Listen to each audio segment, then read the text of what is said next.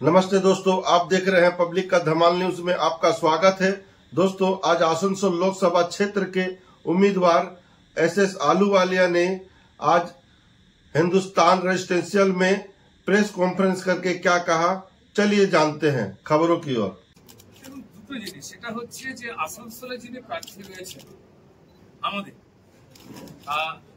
তাকে যদি আমরা পরিষ্কার বলি যে একদম স্বচ্ছ ভাবমূর্তির মানুষ, যারা তৃণমূলের হয়ে বিভিন্ন রকম দুর্নীতি করে সারা পশ্চিমবঙ্গে বা দেশের অন্যান্য জায়গাতেও দুর্নীতির ব্যবসা তৃণমূলের কল্যাণে বাড়িয়েছে, তারাও কিন্তু মাথা নিচু করে বলবেন যে আলুওয়ালাজির মতো স্বচ্ছ মানুষ হয় না। সেই ক্ষেত্রে শুধু এটাই বলতে পারি যে কয়লার মধ্যে হিরে থাকে, আর সেই হিরেটাকে বাঁচতে হবে। এখন তৃণমূল সবকিছু বেচতে বেচতে মাকে বেচেছে, মাটিকে বেচেছে, তারা মানুষকেও বেঁচে দিচ্ছে। এবার আমাদের মানুষের অধিকার বাঁচাবার লড়াইয়ে আমরা এমন একজন সাংসদ চাইছি যিনি দিল্লিতে গিয়ে অন্যায়ের বিরুদ্ধে এবং বিকাশের পক্ষে তিনি স্পষ্ট করে কথা বলবেন। তো ফলত সেক্ষেত্রে তৃণমূল জানে, আবার বললাম যে এখানে তৃণমূলের বর্ষীয়ান প্রার্থী শত্রুঘ্ন সিনহাজি, তিনি নিশ্চয়ই আলুওয়ালাজির নাম শুনবার পর এবং তৃণমূলকে ভালো করে বুঝবার পর ফলাফলটা জেনে গিয়ে তিনি আসছেন না। আমরা তার সুস্থতা কামনা করি। যদি তার শরীর খারাপ হয়ে থাকে, প্রচন্ড গরম পড়েছে, তিনি নিশ্চয়ই একজন বুদ্ধিমান মানুষ, তার বুদ্ধির পরিচয় দিচ্ছেন যে আলুওয়ালাজির বিরুদ্ধে তার দাঁড়ানোকে তিনি অন্তর থেকে মানতে পারছেন না।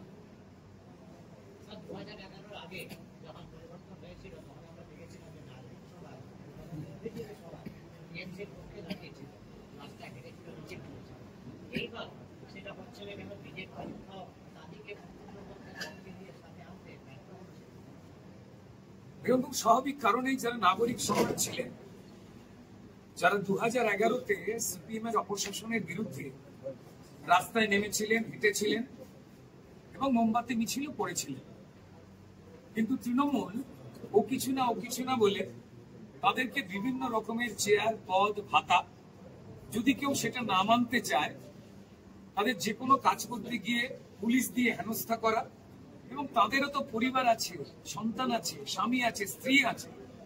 আমরা পশ্চিমবঙ্গে যা রোজ ঘটনা দেখতে পাই যে মেয়েরা, বোনেরা তারা লাশ হয়ে পড়ে থাকছে, তৃণমূলের বীরেরা যে দুর্গতি ঘটাচ্ছে।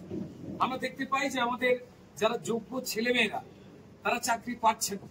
তৃণমূলের বিরুদ্ধে যখনই সাধারণ মানুষ, তারা কোনো রাজনৈতিক দল করে না, আমাদের 200-এর উপরে কার্যকর্তারা তারা প্রাণ দিয়েছেন, কারণ তারা কেন্দ্র সরকার যেভাবে পশ্চিমবঙ্গে যেহেতু শিল্প নেই, চুরি এবং তোলাবাজির জন্য শিল্পপতিরা ইন্ডাস্ট্রি করতে ভয় পান, ইন্ডাস্ট্রি বন্ধ হয়ে যাচ্ছে, এবং সেক্ষেত্রে যেহেতু কেন্দ্রের বরাতেই পরিষ্কার পশ্চিমবঙ্গকে চলতে হয় এবং সেখান থেকে চুরি করে নিচ্ছে, এটা দেখবার পর নাগরিক সমাজ যাদেরকে পুরস্কার দিয়ে, ভাতা দিয়ে ঠান্ডা করে রেখে দিয়েছিল, তাদেরও কোথাও তো বিবেক রয়েছে।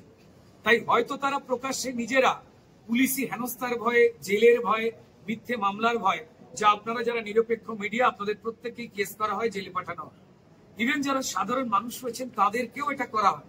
দরকার নেই ভারতীয় জনতা পার্টির 200-এর উপরে মৃত কার্যকর্তার পক্ষে সওয়াল করা হয় যে তাদের খুন করা হয়নি। দলদাস পুলিশ রিপোর্ট লেখে যে হয় তাদের আকস্মিক মৃত্যু হয়েছে বা তারা আত্মহত্যা করেছেন। পশ্চিমবঙ্গের মানুষ আসল সত্যিটা জানে তৃণমূল কি করেছে। তো ফলত এই ভয়াবহ পরিবেশ থেকে তৃণমূল যত টাকাই দিক না কেন, শিল্পী, বুদ্ধিজীবী যারাই রয়েছেন পশ্চিমবঙ্গে, তারা একটু ভয় পেতে পারেন, একটু জড়তা থাকতে পারে, কিংবা হয়তো ভারতীয় জনতা পার্টির পাশে এসে যেভাবে তৃণমূলের চোর লুটেরাদের বিরুদ্ধে, সরকারের বিরুদ্ধে আন্দোলন করতে চাইছেন, তার জন্য একটুখানি সময় নিচ্ছেন। আপনারা মাঠে তাদের দেখতে পাবেন, এবং জানিয়ে রেখে দিই, তাদের প্রচুর মানুষ আমাদের প্রত্যেকের সঙ্গেই যোগাযোগটা করছে। তারা প্রত্যেকেই জানে যে অন্যায়ের পাহাড় বানাবার চেষ্টা করছেন মিথ্যে কথার পাথরগুলোকে জড়ো করে মমতা বন্দ্যোপাধ্যায় এবং তার দলের লোকজনের।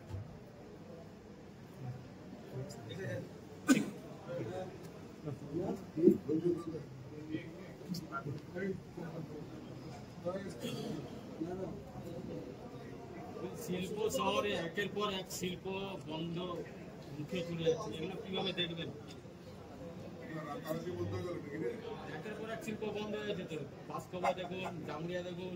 কি রাতারাতি বন্ধ হয়েছে? আমার ক্যান্ডিডেট হওয়ার পরই বন্ধ হয়ে গেছে। সেটা কিভাবে দেখবেন? হচ্ছে যে আমি বারবার এই বার্তা দিয়ে, এখন শুধু শিল্প নয়, সবচেয়ে বড় সমস্যা হচ্ছে জলের কষ্ট। আসানসোল লোকসভার গ্রামীণ এলাকায় এখানে ইন্ডাস্ট্রি আছে, ওখানে জল আছে, এখানে কয়লা খনি আছে, আর কলোনিতে জল আছে, কিন্তু পার্শ্ববর্তী গ্রামীণ এলাকায় জল নেই। জলটাই জীবন।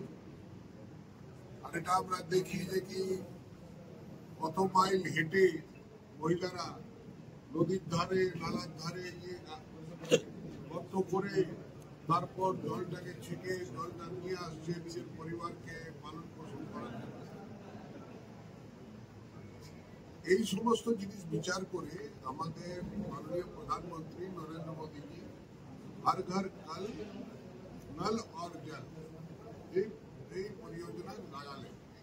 তার জন্য কয়েক লক্ষ কোটি টাকা উনি সমস্ত রাজ্যকে দিয়েছেন, তার মধ্যে পশ্চিমবঙ্গ আছে। পশ্চিমবঙ্গ সেখানে গ্রামীণ এলাকায় দেখলাম একটা বাড়িতে জল আছে, কল আছে, আর একটা বাড়িতে পাশের বাড়িতে নাই বা পাশের পাড়ায় নাই। কেন নাই? তো নীল চকলেট খায় না, নীল চকলেট খায় না, তার বাড়ির রংটা নীল নয়, এই জন্য।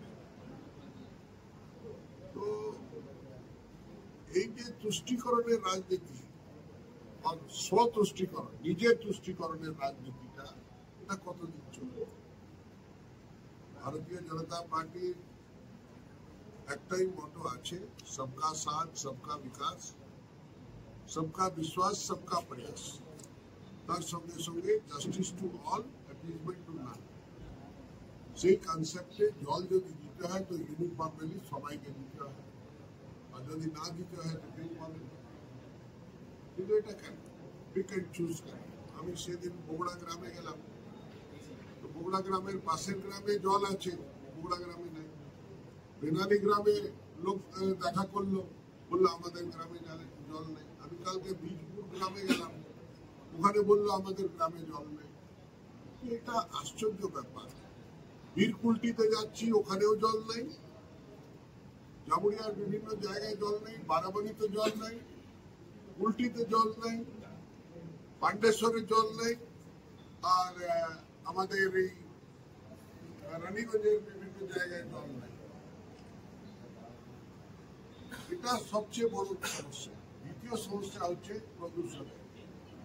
শ্বাসকষ্ট ছোট বাচ্চা, নবজাত শিশু থেকে নিয়ে কিশোর, যুবক, যুবতী আর বৃদ্ধ লোকেরা ভুগছে। তার কারণটা হচ্ছে দূষণ। সেই দূষণটা কোথা থেকে আসছে? কয়লা খনি থেকে আসছে, মিউনিসিপাল প্ল্যান্ট থেকে আসছে। কিন্তু এই সমস্ত জিনিসকে কন্ট্রোল করার জন্য একটা আইন আছে, সেন্ট্রাল পলিউশন বোর্ড আছে, তার তত্ত্বাবধানে স্টেটে একটা পলিউশন বোর্ড আছে, স্টেট পলিউশন বোর্ড, যারা প্রাথমিক পরীক্ষা স্টেট পলিউশন বোর্ড করে আর সেই রিপোর্টটা দেয়। তার আধারে তাদের উপরে শাস্তিমূলক ব্যবস্থা নেওয়া হয় বা সুধার করার জন্য তাদেরকে বলা হয় এই টেকনোলজি লাগানো। কিন্তু সেটা অচল আছে, কেন? খামের রাজনীতি চলছে। খাম পেয়ে গেল মাসে মাসে, দরকার কি আছে কিছু বলার? তৃতীয় হচ্ছে আপনার জ্যামের। রাস্তাঘাট এত উড়ান পুল হওয়া সত্ত্বেও জ্যাম হচ্ছে, লাইটগুলো সরিয়ে দেওয়ার পরও জ্যাম হচ্ছে। আর কিছু কিছু জায়গায় রেল গেট আছে, যেটা কয়লা খনি এলাকায়, সেখানে ঘন্টার পর ঘন্টা লোককে মালগাড়ির জন্য অপেক্ষা করতে হচ্ছে। এর সম্বন্ধে তার একটা উড়ান পুল আরো হওয়া উচিত, ওখানেও সমস্ত কিছু ব্যবস্থা নেওয়া ভাবতে হবে নতুন করে। আর শিল্প, এখানে শিল্প বন্ধ হয়ে যাচ্ছে, তার পিছনে কারণ নেই। 70-এর দশকে আমরা দেখেছিলাম 60-এর দশকে আর 70-এর দশকে শিল্প বন্ধ হচ্ছিল। তার মূল কারণ ছিল যে আসা যাওয়ার জন্য মাইনে পাই আর কাজের জন্য ওভারটাইম চাই। অনেক শিল্প বন্ধ হলো তার জন্য। আমার পিতা, আমার বাবা যেখানে কাজ করতেন, যেখানে নিজের জীবিকা অর্জন করতেন, যার মাধ্যমে তার উনি আমার লালন পালন করেছে, সেই শিল্পটাও বন্ধ হয়ে গেল বলে আমাকে এখান থেকে বিস্তারিত হতে হয়েছিল। আজকে বর্তমানে এখন 2011-র পর এই স্লোগানটা চেঞ্জ হয়ে গেছে। অ্যাকোমোডেট করেছে সবাইকে, কিন্তু চেঞ্জ হয়ে গেছে। চেঞ্জ কেমন হয়েছে? আসা যাওয়ার জন্য মাইনে পাই, কাজের জন্য ওভারটাইম চাই, মুনাফায় ভাগ চাই। এখন মুনাফায় ভাগ যদি চায় তো কে থাকবে? কোন শিল্পপতি থাকবে? আস্তে আস্তে লোক শিল্প বন্ধ করবে। দ্বিতীয় কথা হচ্ছে যেভাবে ফাস্ট ডেভেলপমেন্ট হচ্ছে, টেকনোলজির মধ্যে অনেক ডেভেলপমেন্ট হচ্ছে, কস্ট অফ প্রোডাকশন রিডিউস হচ্ছে আর কোয়ালিটি প্রোডাকশন করছে। তো তাতে অনেক ইন্ডাস্ট্রি যারা কমপ্লিট করতে পারছে না তার জন্য বন্ধ হচ্ছে, অ্যাডমিনিস্ট্রেটিভ রিজনের জন্য বন্ধ হচ্ছে, লেবার প্রবলেমের জন্য বন্ধ হচ্ছে, তারপর র মেটেরিয়াল নন অ্যাভেলেবিলিটির জন্য বন্ধ হচ্ছে। এই সমস্ত জিনিসকে একটু তার মানে বিষয়টাকে নিয়ে একটা স্টাডি গ্রুপ নিশ্চয়ই নীতি আয়োগ করবে, আর করে তাদেরকে কিভাবে রিভাইভ করা যায় বা নিউ টেকনোলজির ইন্ডাস্ট্রি কিভাবে লাগানো যায় বা তাদেরকে কিভাবে মদত করা যায় তার সম্বন্ধে চিন্তা করা। অভিষেক বন্দ্যোপাধ্যায় আপনার নামে সরাসরি বেশ কিছু অভিযোগ করেছে, অনেকে বলেছে আসানসোল কি ডাম্পিং গ্রাউন্ড, এগুলাকে আপনার নামকে মধ্যে ডাম্পিং করা হয়। প্রথম কথা, অভিষেক বন্দ্যোপাধ্যায় জন্মেছেন কখন? 7th ডিসেম্বর 1987 ওনার জন্ম। আমি প্রথমবার এমপি হয়েছি 7th জুলাই 1986-এ। ওনার জন্মের আগে থেকে এমপি আছে। উনি আমার সম্বন্ধে কতটুকু জানেন? আমার সাদা জামা নিয়ে প্রথম দিন ঢুকেছিলাম পার্লামেন্টে, এখনো সাদা আছে, কোনো দাগ নেই। উনি আক্ষেপ করছেন, নানা রকমের কথা বলছেন যে ওনাকে ঘাড় ধাক্কা দিয়ে বার করেছেন দার্জিলিং থেকে। আরে কে বার করেছে? আমার পার্টি যদি বার করে থাকতো তো দুর্গাপুরে কি আমাকে নমিনেট করতো? আর দুর্গাপুর থেকে যদি আমাকে বার করতো তো কি আসানসোলে আমাকে টিকিট দিত? ওনাদের ভয় হচ্ছে, আতঙ্ক হচ্ছে যে কি এই বিজেপির একটা লাকি মাস্কার, যে যেখানে যাচ্ছে সিটটা জিতে যাচ্ছে, আর এখানকার ভূমিপুত্র বটে। হ্যাঁ, এর সামনে আমি কিভাবে দাঁড় করা? আমি বাইচুং ভুটিয়াকে একটা কথা বলেছি। বাইচুং ভুটিয়া দার্জিলিং এ আমার বিরুদ্ধে নির্বাচন লড়ছিল। ও তখন একদিন বলল যে আলুওয়ালিয়াজি এসেছেন, গোর্খার সম্বন্ধে কি জানেন? পাহাড়ের তিনটা কার্শিয়াং, কালিম্পং আর দার্জিলিং এর সম্বন্ধে কি জানেন? ওখানকার খান পানের সম্বন্ধে কি জানেন? এই জিনিস খেতে পারবেন, এই জিনিস খেতে পারবেন, এই জিনিস খেতে পারবেন। যে আমাকে সবাই বললো কার্যকর্তারা, আপনি বলুন যে খেতে পারবেন। আমি না করে মিরিকে একটা সভা ছিল, আমি বললাম ঠিক আছে খাওয়াটা নিয়ে আসবো। খাওয়াটা টেবিলে স্যাম্পাল রুটি সাজানো হলো, আমি সব খেয়ে দিই। বললাম কিন্তু এটাই শেষ নয়।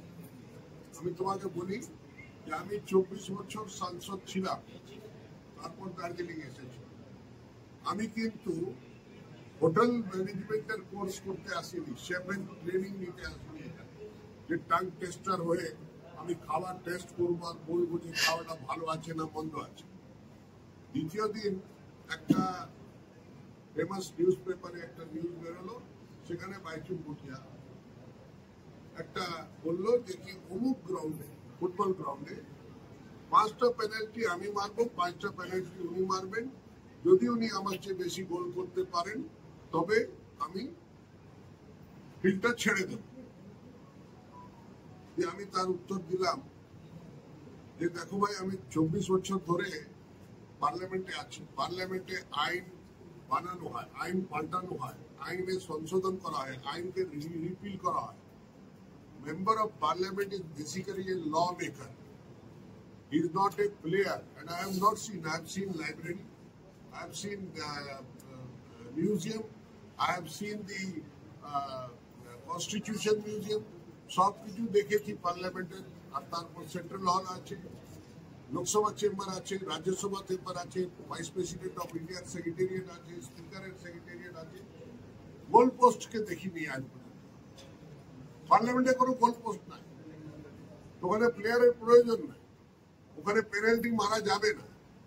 পরীক্ষাটা হচ্ছে তুমি ল মেকার হওয়ার যোগ্যতা রাখো কি রাখো না। ঠিক সেইভাবে আজকে বলি যে আমার অডিও ভিজুয়াল টেস্ট হচ্ছে না যে আমার গলাটা কত ভারী আছে, আমি ডায়লগ ভালোভাবে বলতে পারি কিনা, আমি খামোশ জোর করে বলতে পারি কিনা। এটা সিনেমার আর্টিস্ট হিরো হবে না ভিলিয়ান হবে না সাইড রোল পাবে না প্রডিউসার হবে তার পরীক্ষা নয়। এই পরীক্ষা হচ্ছে জনসেবকের পরীক্ষা। জনগণকে নিজের সেবক 5 বছরের জন্য নির্বাচিত করতে হবে। যে সেবক ও তার সেবা করবে। একটা পার্লামেন্টারিয়ানকে কি বলা হয়? একটা পার্লামেন্টারিয়ান, একটা এমএলএ, একটা কাউন্সিলর, একটা পঞ্চায়েতের সদস্য, তাকে ইংরেজিতে কি বলা হয়? They are basically public servant. Public servant, জনসেবক। জনসেবককে নির্ধারণ করার জন্য তার অডিও টেস্ট হয় না, তাই ডায়লগ বলা হয় না। আর আমি জনগণের সামনে যদি জনগণ কোনো গ্রিভান্স নিয়ে এসছে, আমি তাকে ঘরে ঢুকতেই বলি খামোশ। জনগণ নিজের কথাটা বলবে কি করে? নিজের মনে প্রাণের কথাটা জানাবে না কি করে? তার নিবারণটা আমি করবো না কি করে? আমাকে ধীরে সুস্থে তার কথাটা শুনতে হবে। আর কোন ল্যাঙ্গুয়েজে কমিউনিকেট করো? তুমি আমার সঙ্গে বাংলায় কমিউনিকেট করো, তুমি আমার সঙ্গে ঢাকাইয়া, চিটাগাং, ময়মনসিং, বরিশালের ভাষায় কমিউনিকেট করো, আমি বুঝবো। তুমি বাঁকুড়া, বীরভূম, পুরুলিয়ার ভাষায় কমিউনিকেট করো, আমি বুঝবো। কিন্তু তুমি যদি এত বিহারিতে কথা বলো, ভোজপুরিতে বলো, মাঘাইতে বলো, মাইথিলিতে বলো, আমি বুঝবো। ইংলিশে বলো, পাঞ্জাবিতে বলো, বুঝবো। অ্যাসামিজে বলো, নাগামিজে বলো, বুঝবো। কিন্তু উনি কোন ভাষায়? আমাদের অভিষেক বন্দ্যোপাধ্যায় কোন ভাষায় বুঝবেন, বা ওর প্রতিনিধি কোন ভাষায় বুঝবেন? একটা বাচ্চাকে টিউশন পড়াবার জন্য আমরা বেস্ট টিউটর খুঁজে পাই। বাচ্চার বা নিজের পরিবারের বয়োজ্যেষ্ঠ গুরুজনদের অর্থাৎ মাতা পিতার ট্রিটমেন্টের জন্য বেস্ট ডক্টর খুঁজি। কোনো কেস হয়ে যায় বেস্ট লয়ার খুঁজি। কোনো জায়গায় খাওয়ার জন্য জিনিসপত্র কিনতে যাই তো নিজের পরিবারের পালন পোষণের জন্য বেস্ট খাওয়া খুঁজি। যখন 5 বছরের নিজের জন্য জনসেবক খোঁজার আছে, তখন আমি তাকে খুঁজছি। তাকে দেখতে পাবো কি পাবো না, তাকে কাছে পাবো কি পাবো না, তার সঙ্গে কথা বলতে পারবো কি পারবো না, সেটা তো ভাবতে হবে। তো তার উত্তর দিতে পারবেন? আমি চ্যালেঞ্জ করছি মমতা বন্দ্যোপাধ্যায়কে। She is a respected honourable chief minister of West Bengal. খুব ভদ্র ভাষায় বলতে চাই, উনিও বলে গেছেন রানীগঞ্জে, এই উল্টিতে আর উষাগ্রামে বলে গেছে, তারপর দুর্গাপুরেও বলেছে। আমার বিরুদ্ধে যদি কোনো কারাপশনের দাগ হয় 100 বার।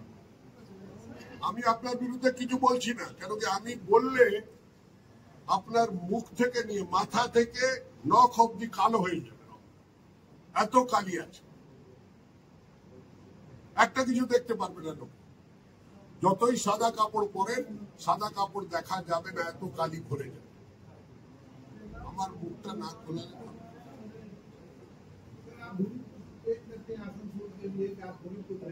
आपके 33 पार्लियामेंटेरियन जो लाइफ है उसमें आपने आसनसोल को कभी याद किया 33 साल में? आप थोड़ा गलत बोल रहे हैं, मैं 34 साल का हूँ और मैंने बहुत बार याद किया। और भारत के मैंने इस जेके नगर के या आसनसोल का कोई भी आदमी कभी भी किसी मुसीबत में पड़कर दिल्ली पहुंचा हो तो उसको अगर मदद ना मिली हो तो ऐसा आदमी के सामने ले आइए।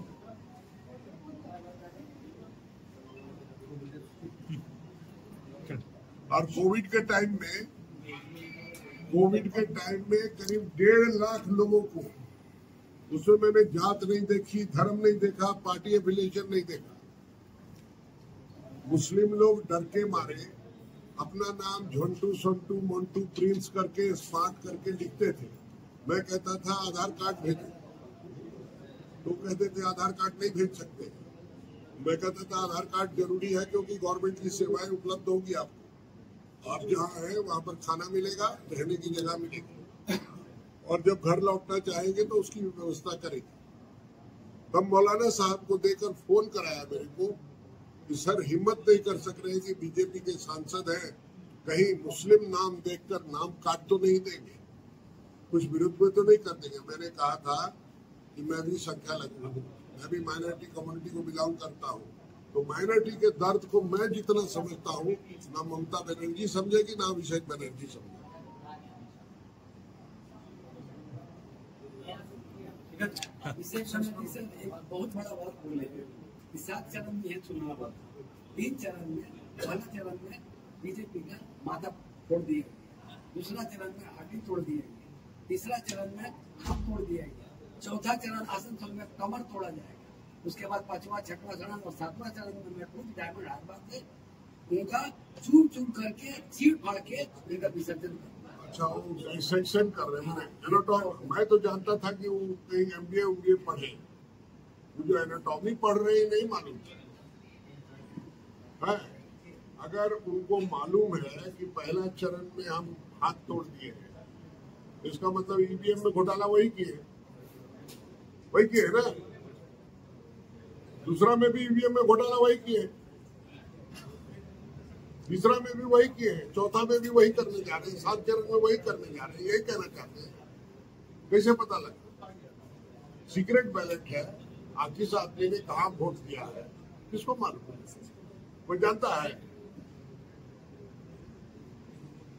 ये सब मुंह से कुछ भी बोलना है, कुछ भी बकना है, बक करते रहते हैं सुबह से शाम तक।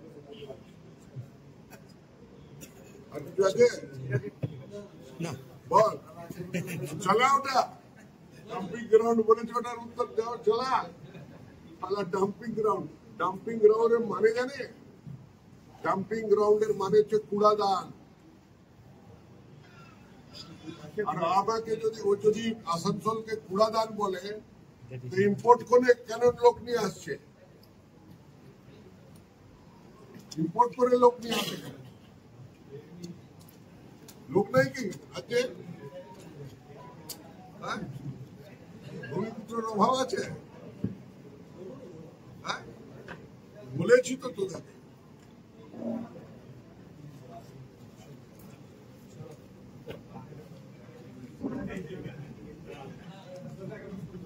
বেশি ভোটে মেটেরিয়াল চাই।